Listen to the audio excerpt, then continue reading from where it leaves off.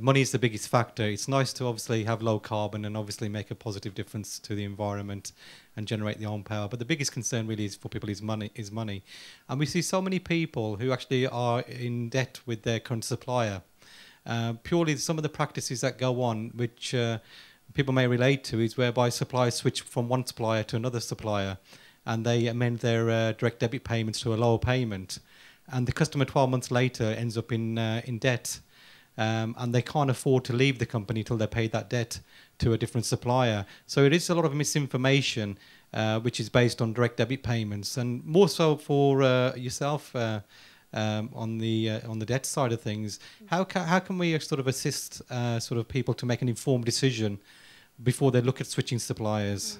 One of the things that we would perhaps advise our clients to do is firstly to kind of shop around, make sure that they are getting the best deal.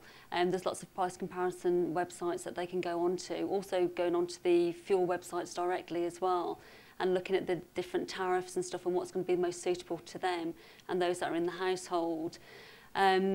Yes, there's the thing about changing suppliers and stuff. Where we wouldn't perhaps encounter it more would be when they've actually moved property. And they are maybe arrears from owing to the same supplier. Now, a supplier can't then disconnect you in the new property. And this is something that we find more. But you might not be able to continue with them as a supplier in the new property. We would say, well, then shop around, get someone else.